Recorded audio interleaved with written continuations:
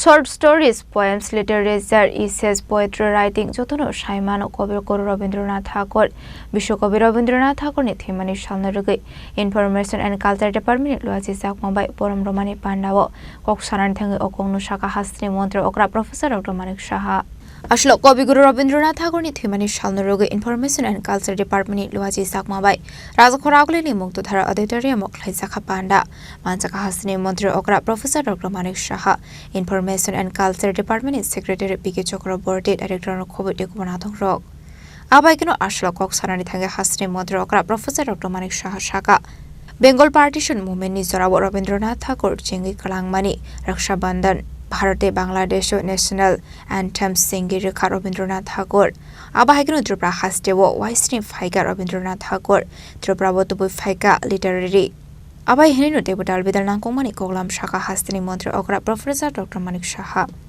দেশে আজকে ওনার যে জাতীয় সঙ্গীত সেটাকে সবাই স্বীকৃতি প্রদান করেছেন। এখানে ত্রিপুরাতে উনি তিনবার এসেছিলেন, 7 বার এসেছিলেন এখানে, এবং তিনটি উনি সাহিত্য কালজয়ী যে সৃষ্টি রাজর্ষি এবং মুকুট এবং বিসর্জন আমরা সবাই জানি, তাতে করে সারা পৃথিবীর মধ্যে এখনও যখন মানুষ এগুলো পড়ে ত্রিপুরাকে নিয়ে সবাই জানতে পারে, বুঝতে পারে। এবং আমাদের যে উদয়পুরে যে ভুবনেশ্বরী মন্দির, সেখানেই কিন্তু তার পটভূমি, সেখানেই উনি এই যে ওনার এই সৃষ্টি তিনটে সেটা ওখানে করেছিলেন। চারিপাশের যে প্রকৃতি, আমরা প্রকৃতিকে দেখি, এখনো অনেকে সেইভাবে চলার চেষ্টা করেন, যেখানে গাছপালায় হোক, নদী নালায় হোক, পশু পাখি, সাগর মহাসাগর, এবং মানুষের যে চরিত্র এবং প্রকৃতির যে তিক্ত সত্যকে অনুভব করে, তার উপর তিনি কিন্তু ওনার কলম শুরু করেছেন। আমরা সর্বক্ষেত্রে সেই ফিলিংসটা আমরা কিন্তু পাই। এবং ছোটবেলার থেকে ওনাকে দেখেছি একটু ভাবুক প্রকৃতির মানুষ ছিলেন ওনা।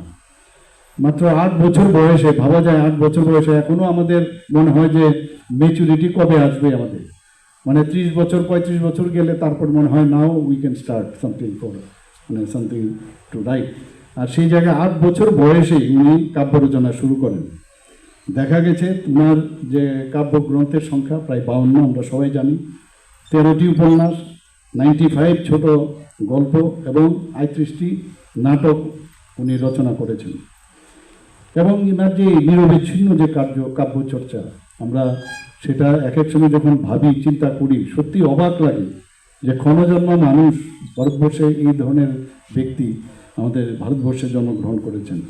এবং ওনার যে কৃতিত্বের কোনো কিন্তু সীমা ছিল না। এবং আমরা সবাই জানি আজকে রবীন্দ্রসঙ্গীত, রবীন্দ্র নৃত্য ওনারই সৃষ্টি, এবং প্রায় 2000-এর মতো গান উনি রচনা করেছিলেন। আমাদের এই বিষয়টা এখানে আলোচনা হয়েছে যে ওনার যে চিন্তা ভাবনা এবং ওনার যে সাহিত্য সৃষ্টি, দেশপ্রেম এবং ভারতীয় যে সংস্কৃতির বোধকে আগামী প্রজন্মে তাদের কাছে এই আজকের যে এই প্রোগ্রাম, তার মাধ্যমে আমি বলবো যে তারা এই বিষয়টা ভালো করে রবীন্দ্রনাথকে জানুক, এবং আজকে আমাদের দেশ এবং রাজ্যকে কীভাবে এবং আমাদের সামনের দিকে কীভাবে নিয়ে যেতে হবে, আমাদের যে কৃষ্টি সংস্কৃতি সেটা সম্পর্কে বেশি জেনে, আরও বেশি করে জেনে তারপর সামনের দিকে এগিয়ে যাওয়া উচিত। আসলে পান্ডাওয়া হাসিনি মন্ত্রী অকরা প্রফেসর ডক্টর মানিক সানকার এবং মানজাকা information and culture department secretary PK Chakraborty director Bimbisar Bhattacharya খবর থেকে কুমানাথং রক রাজাখরা আগলে নিশ্চিমি প্রণাম নিকথম চিনি খরাং।